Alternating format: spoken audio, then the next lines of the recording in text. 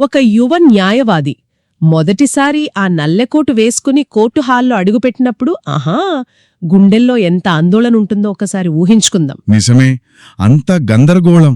ఎవరినడగాలి, ఏం చేయాలి? సరిగ్గా ఈరోజు మనం చర్చిస్తున్న పుస్తకం ఆ న్యాయవాది చేతిలో ఉండాల్సిన ఒక రహస్య ఆయుధం లాంటిదంటున్నారు.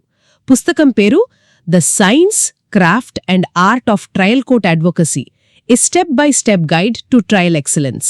దీని రచయిత జి. అనిల్ కిరణ్ కుమార్. జనవరి 3, 2026 ఇది విడుదల కాబోతోంది. మన దగ్గర ఉన్న సోర్సెస్ అంటే దీనిపై వచ్చిన సమీక్షలు, ప్రముఖుల అభిప్రాయాలు చూస్తే ఆహా ఇది మామూలు లా పుస్తకం కాదని స్పష్టంగా అర్థమవుతోంది. అవును, అందుకే ఈరోజు దీని గురించి ఇంత లోతుగా మాట్లాడుతున్నాం. ఈ పుస్తకాన్ని ఒక షాడో సీనియర్ అంటున్నారు. నీడలా వెన్నింటుండే సీనియర్ అన్నమాట. అవును, వినడానికి చాలా గొప్పగా ఉంది, ఒక మంచి మార్కెటింగ్ ఆలోచన కూడా. కానీ వాస్తవంలో చూస్తే ఒక పుస్తకం నిజంగా ఒక సీనియర్ ఇచ్చే సలహాను భర్తీ చేయగలదా? అంటే ఒక జూనియర్ ఏదైనా తప్పుగా అర్థం చేసుకుంటే సరిదిద్దడానికి పుస్తకం ముందుకు రాదు కదా. మీరు అడిగింది చాలా ముఖ్యమైన ప్రశ్న. ఈరోజు ఈ ప్రశ్నలకు సమాధానం వెతికే ప్రయత్నం చేద్దాం. ఆ ప్రశ్నకు సమాధానం తెలియాలంటే అసలు మన న్యాయ వ్యవస్థలో ఒక సీనియర్ పాత్ర ఏంటో అర్థం చేసుకోవాలి. మన దగ్గర సీనియర్ను ఒక గాడ్ ఫాదర్ అంటారు. God father? అవును, ఆయన కేవలం చట్టాలు చెప్పే లెక్చరర్ కాదు. కోర్టులో ఎలా నడుచుకోవాలి, జడ్జి ముందు ఎలా మాట్లాడాలి, ఇలా ప్రతి అడుగులో చెయ్యి పట్టుకొని నడిపించే వ్యక్తి. కానీ అలాంటి మంచి సీనియర్ దొరకడం అదృష్టం మీద ఆధారపడి ఉంటుంది కదా. కరెక్ట్. ఆ అదృష్టం లేని వాళ్ల పరిస్థితి ఏంటి? ఆ లోటును భర్తీ చేయడానికే ఈ పుస్తకం ప్రయత్నిస్తోందని సమీక్షలు చెప్తున్నాయి. Justice K. సురేందర్ గారు సరిగ్గా ఇదే అన్నారు. ఇది కేవలం ఒక పుస్తకం కాదు, ఇది ఒక షాడో సీనియర్ అని. ఆ మాటలో చాలా బరువుంది. ఖచ్చితంగా. ఆ మాటకు న్యాయం చేసేలాగే పుస్తక నిర్మాణం ఉంది. ఇది నేరుగా చట్టంలోని సెక్షన్లతో మొదలవదు. మొదటి 3 అధ్యాయాలు ఒక న్యాయవాదికి కావలసిన పునాదిని నిర్మిస్తాయి. పునాది అంటే న్యాయ వ్యవస్థ అంటే ఏంటి, సమాజంలో లాయర్ పాత్ర ఎంత గొప్పది అని చెప్పడంతో మొదలుపెట్టి 2వ అధ్యాయంలో ఒక విజయవంతమైన లాయర్కు ఉండాల్సిన 4 లక్షణాల గురించి మాట్లాడుతుంది. ఆశ్చర్యంగా ఉంది. నేనొక లా పుస్తకంలో మొదట ఇండియన్ పీనల్ కోడ్ గురించో, సివిల్ ప్రొసీజర్ కోడ్ గురించో ఉంటుందని అనుకున్నాను. కానీ ఇక్కడ అలా కాదు. ఇక్కడ వ్యక్తిత్వ నిర్మాణం, ప్రవర్తనకు మొదటి ప్రాధాన్యత ఇచ్చారు. అంటే ఒక మంచి న్యాయవాదిగా మారడానికి చట్ట పరిజ్ఞానం కంటే ముందు సరైన దృక్పథం ముఖ్యమని రచయిత బలంగా నమ్ముతున్నారన్నమాట. మీరు సరిగ్గా పాయింట్ పట్టుకున్నారు. 3వ అధ్యాయం మొత్తం క్రమశిక్షణ, నైతిక విలువల గురించే. కోర్టు మర్యాదలు అంటే కోర్ట్ ఎటికెట్ అనే టాపిక్ ఉంది. ఓ, అంటే జడ్జిగారితో మాట్లాడేటప్పుడు ఎంత వినయంగా ఉండాలి, ఎదుటిపక్షం న్యాయవాదిని శత్రువులా కాకుండా వృత్తి సహచరుడిగా ఎలా గౌరవించాలి, ఇవన్నీ ఒక గాడ్ ఫాదర్ తన జూనియర్కు మొదటి రోజు నేర్పించే పాఠాల్లా ఉంటాయి. ఈ పునాది లేకుండా ఎంత పెద్ద లాయర్ అయినా నిలబడలేరు. సరే, క్రమశిక్షణ, నైతికత అనేవి పునాది లాంటివి అన్నారు. పునాది బలంగా వేశాక అసలు కట్టడం మొదలవుతుంది. అంటే ఒక కేసును మొదటి నుండి ఎలా నిర్మించాలి, క్లయింట్ మన ఆఫీస్లోకి అడుగుపెట్టిన మొదటి క్షణం నుండి ఏం జరుగుతుంది, అక్కడి నుండి అసలు కథ మొదలవుతుంది కదా. అవును, అక్కడి నుండే. ఈ పుస్తకం ఆ ప్రయాణాన్ని ఎలా వివరిస్తుంది? ఇక్కడి నుండి అసలు విషయం మొదలవుతుంది. పుస్తకానికి గుండెకాయ లాంటి 4వ అధ్యాయంలోకి వస్తాం. మీరడిగినట్లుగానే ఇక్కడ ప్రయాణం క్లయింట్తోనే మొదలవుతుంది. దీని 4 భాగాలుగా విభజించారు. మొదటిది క్లయింట్ ఇంటరాక్షన్. క్లయింట్ ఇంటరాక్షన్ రచయితేమంటారంటే కేసు గెలుపుకు పునాది పడేది కోర్టులో కాదు, క్లయింట్తో మన మొదటి సంభాషణలోనే. ఇది చాలా ఆసక్తికరంగా ఉంది. సాధారణంగా కేసు ఫైల్ చేశాక అసలు పని మొదలవుతుంది అనుకుంటారు, కానీ మీరు ముందే మొదలవుతుంది అంటున్నారు. అవును, క్లయింట్ చెప్పే కథను ఓపికగా వినడం ఒక కళ. వాళ్ళు చెప్పే ప్రతి మాటలోంచి మన కేసుకు అవసరమైన వాస్తవాలను, సాక్ష్యాలను ఎలా బయటకు తీయాలి అనేది ఒక నైపుణ్యం. సమీక్షలో ఒక సరదా సంఘటన గురించి ప్రస్తావించారు. ఆయన దగ్గరికి ఒక క్లయింట్ వచ్చి అరగంట సేపు తన గోడు వెళ్లబోసుకున్నాడు. అంతా విన్నాక రచయిత ఒక్కటే ప్రశ్న అడిగారట. ఒక్కటే ప్రశ్న? అవును, ఆ ఒక్క ప్రశ్నతో కేసు మొత్తం తలకిందులైంది. ఆ విధంగా ఓపికగా వినడం, సరైన ప్రశ్నలు అడగడం ఎంత ముఖ్యమో ఆయన వివరిస్తారు. అద్భుతం. క్లయింట్ దగ్గర నుండి సమాచారం తీసుకున్నాం. తరువాత దశ ఏంటి? దాన్ని కోర్టుకు అర్థమయ్యేలా కాగితం మీద పెట్టాలి కదా. కరెక్ట్. అదే 2వ భాగం, లీగల్ డ్రాఫ్టింగ్. ఇక్కడ రచయిత క్రాఫ్ట్ అనే పదం వాడాడు. క్రాఫ్ట్. అవును, అంటే ఇది కేవలం ఏదో రాసేయడం కాదు, ఒక శిల్పి విగ్రహాన్ని చెక్కినట్లుగా ప్రతి పదాన్ని, ప్రతి వాక్యాన్ని ఒక ఉద్దేశంతో, ఎంతో నైపుణ్యంతో రూపొందించడం. మన వాదంలో ఉన్న బలాన్ని కాగితం మీద పెట్టే నైపుణ్యమది. అంటే సైన్స్ జ్ఞానం, తర్వాత ఇది క్రాఫ్ట్ నైపుణ్యం. మరి మూడో భాగం అది మరింత ప్రాక్టికల్గా ఉంటుందని నేను ఊహిస్తున్నాను. నిజమే. మూడవ భాగం సాక్ష్యం, ఎవిడెన్స్. ఇక్కడే రచయిత 23 ఏళ్ల అనుభవం మొత్తం కనిపిస్తుంది. ఉదాహరణకు, కోర్టులో పత్రాలకు నంబర్లిస్తారు కదా. అవును, XP1 అని, XD1 అని. ఆ చిన్న ప్రక్రియలో కూడా చాలా తప్పులు జరుగుతుంటాయి. వాటిని ఎలా సరిగ్గా చేయాలో ఈ పుస్తకం చాలా సులభంగా వివరిస్తుంది. కానీ అసలు మ్యాజిక్ క్రాస్ ఎగ్జామినేషన్ గురించి చెప్పినప్పుడుంటుంది. క్రాస్ ఎగ్జామినేషన్ సినిమాల్లో చూస్తుంటాం కదా, లాయర్లు ప్రశ్నలతో సాక్షిని ఉక్కిరిబిక్కిరి చేయడం. దాని గురించి ఈ పుస్తకంలో ఏముంది? సినిమాల్లో చూపించేదానికంటే ఇది చాలా లోతైన విషయం. ఈ పుస్తకంలో ఒక అద్భుతమైన సూక్ష్మ విషయం చెప్పారు. సాధారణంగా సీనియర్లు చెప్పే మొదటి రూల్ ఏంటంటే, క్రాస్ ఎగ్జామినేషన్లో సాక్షిని ఎప్పుడూ ఎందుకు అని అడగకూడదు. ఎందుకని అడగకూడదు? ఎందుకంటే ఆ ప్రశ్న వాళ్లకు కథలు అల్లే అవకాశమిస్తుంది.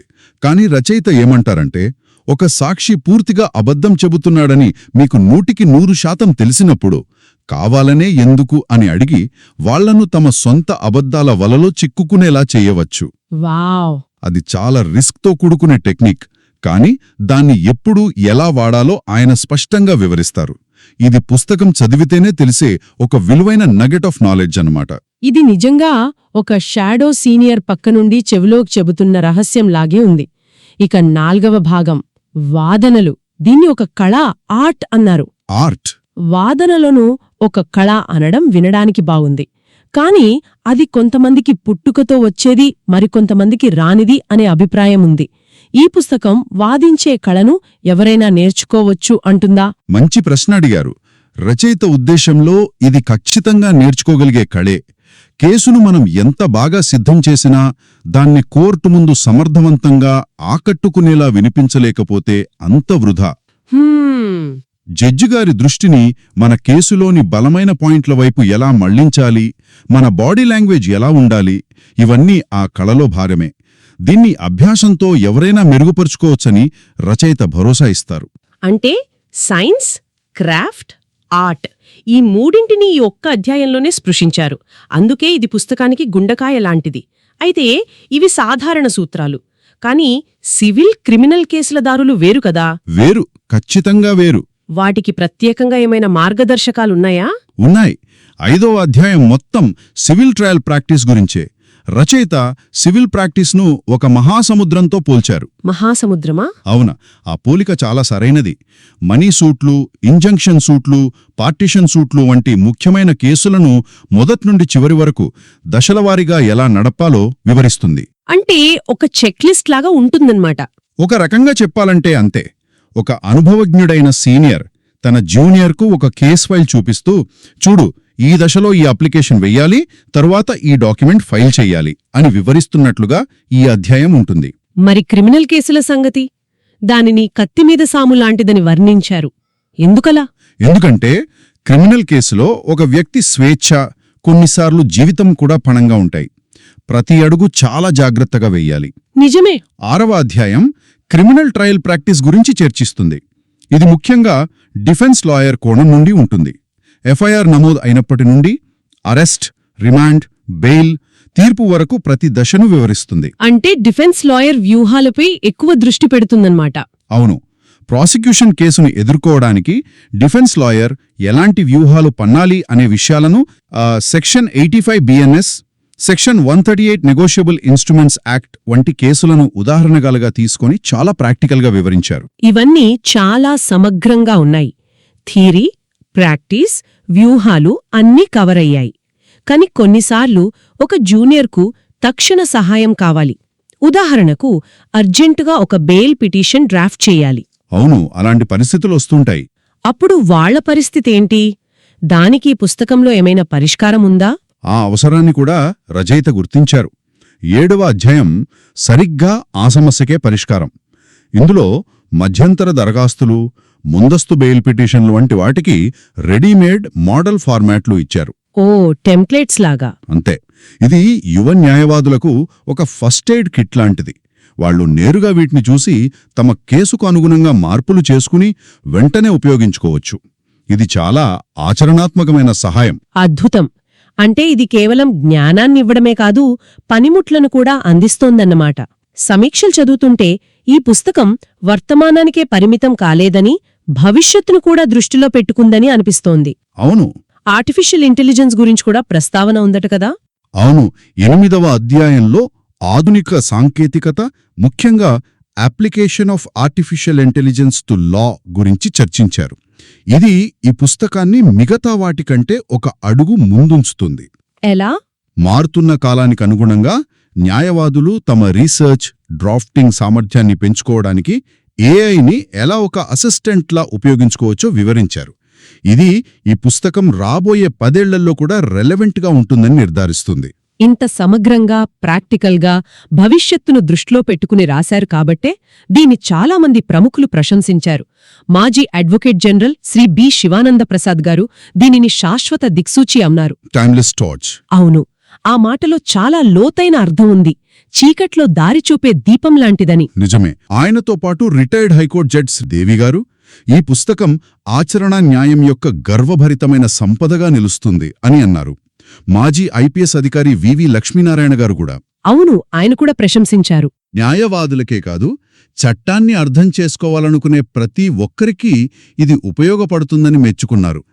ఇంతమంది అనుభవజ్ఞులు ప్రశంసించారంటే ఈ పుస్తకంలో ఎంతటి విషయముందో మనం అర్థం చేసుకోవచ్చు. మొత్తం మీద ఈరోజు మన చర్చను ముగిస్తే, జి. అనిల్ కిరణ్ కుమార్ గారి ఈ పుస్తకం కేవలం చట్టాలను, సెక్షన్లను వివరించే అకాడమిక్ టెక్స్ట్ కాదు. కాదు, అస్సలు కాదు. ఇది ఒక అనుభవజ్ఞుడైన సీనియర్, ఒక గాడ్ఫాదర్, ఒక యువ న్యాయవాది భుజం మీద చెయ్యి వేసి కోర్టు అనే అడవిలో ఎలా నడవాలో, ఎలా పోరాడాలో, ఎలా గెలవాలో నేర్పిస్తున్నట్లుగా ఉంది.